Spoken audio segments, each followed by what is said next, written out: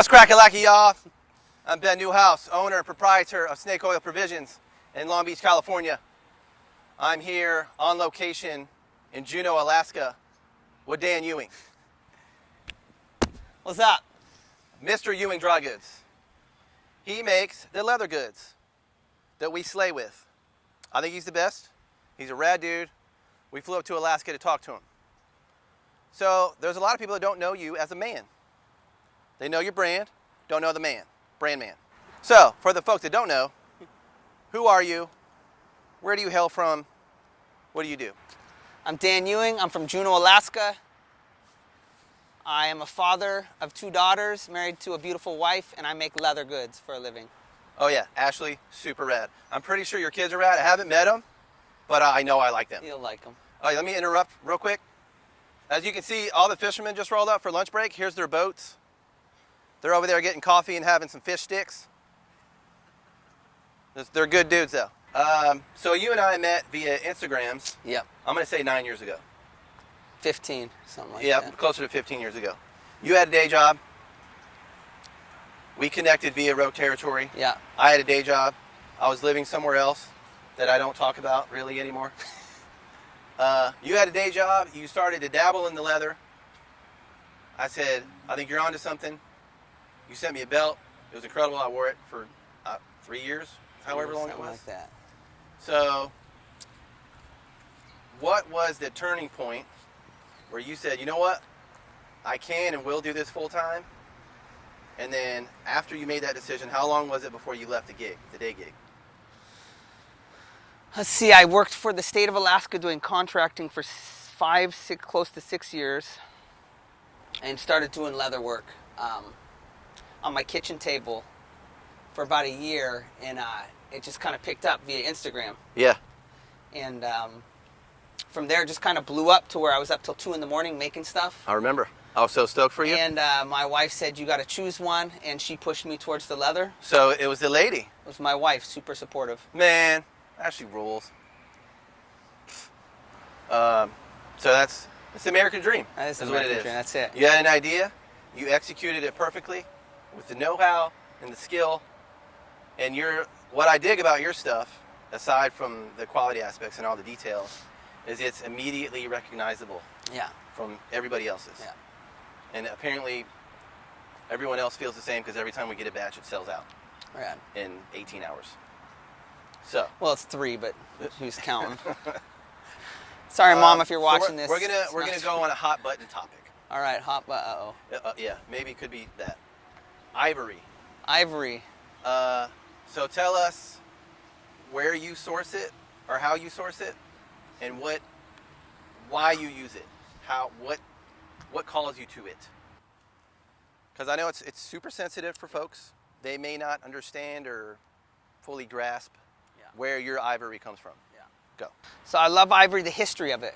You know, it's been one of those things in Alaska. It's been used since Alaska was around, since, you know, the first Native Americans were in Alaska, the Eskimos, the Indians, and it's just natural. I love the natural aspect. It pairs perfect with leather.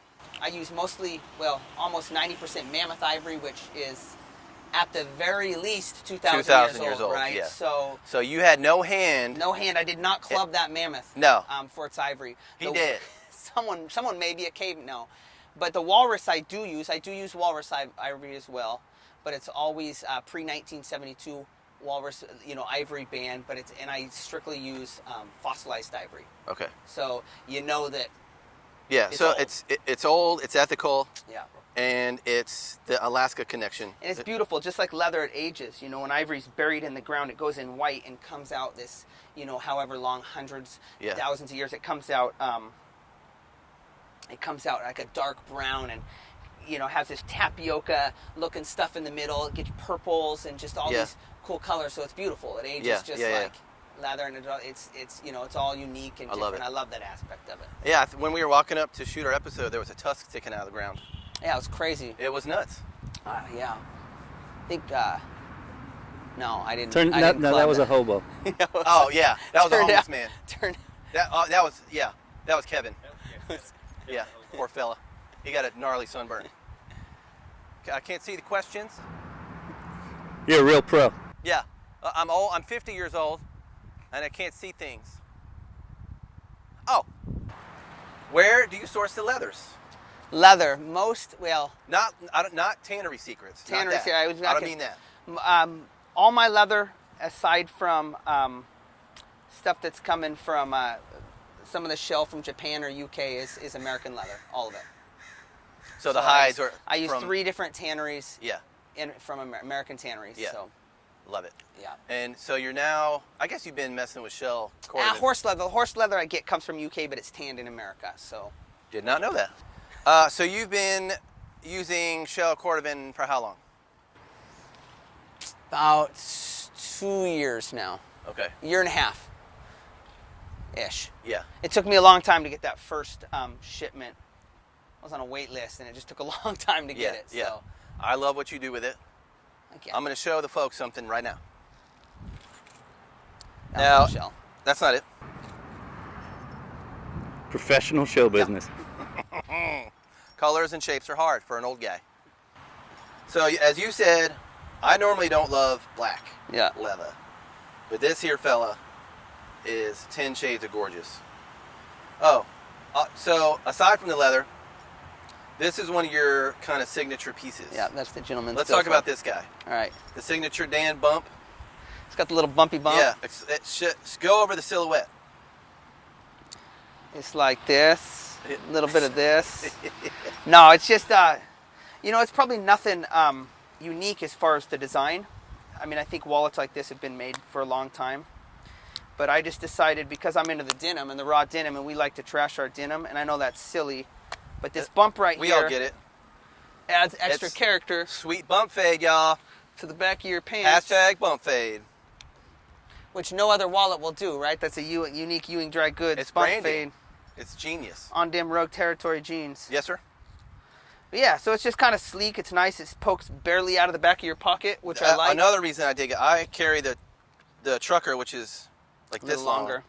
I like it's like a mashup of a traditional billfold, somewhere in between the trucker, but the lanyard. I don't want to dig in my back pocket for too long.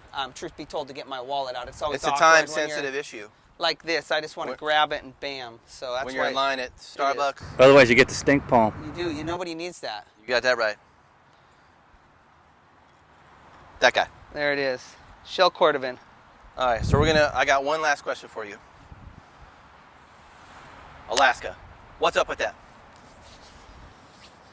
Alaska. It's beautiful. It's the last frontier, man. It's gorgeous when it's not raining. Rains a lot. Rains a lot. Right Not a now lot of it's- snow though where you are. We get snow, but it'll melt. It'll in the mountains around us. But I'm in Juneau, Alaska, so capital city of Alaska. We're A in lot of Juneau. rain. This is Juneau. This is in Juneau. That's correct. We're actually in Juneau, Alaska. Pouring rain right now. It's 48 degrees here locally. That's why we're wet. It's 48 degrees, but real feel a cool 95. Cool night. So, Am I right? somewhere 95 Wind chill. in the direct rain. Reverse wind chill.